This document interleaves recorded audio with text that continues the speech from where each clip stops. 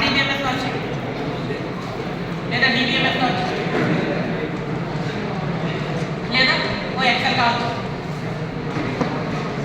ఓకేనా?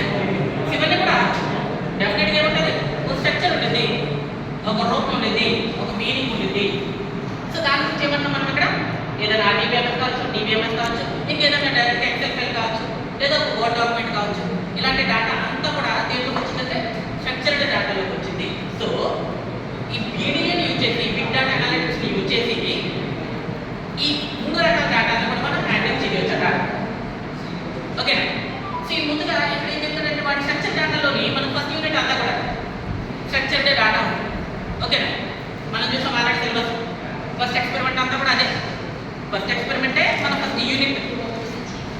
ఏమున్నా దాంట్లో లిస్ట్ స్టాక్ ఉంది కదా, క్యూ ఉంది, లిస్ట్ ఉంది, సెట్ ఉంది కదా, హ్యాష్ మ్యాప్ ఉంది, హ్యాష్ మ్యాప్ లేదు, రెండు డిఫరెంట్. ఓకేనా? మ్యాప్ హ్యాష్ మ్యాప్ రెండు డిఫరెంట్ డేటా స్ట్రక్చర్లు. వీటిలన్నింటినీ స్ట్రక్చర్ అని చెప్పేసి అన్నాం. ఈ డేటాలన్నీ కూడా స్ట్రక్చర్. ఎందుకు అని అంటే ఇది ఒక స్కాన్ తీసుకున్నాం మనం.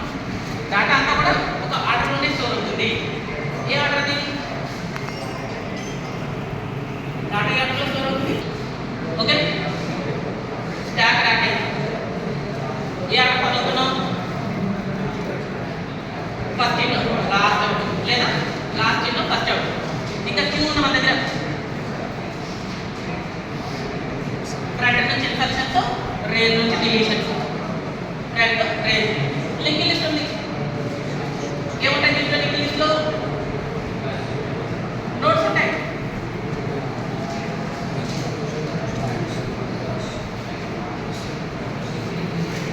న్యూ నోట్, నల్, వైటర్, ఇంకా చెప్పాలంటే టెక్నాలజీలో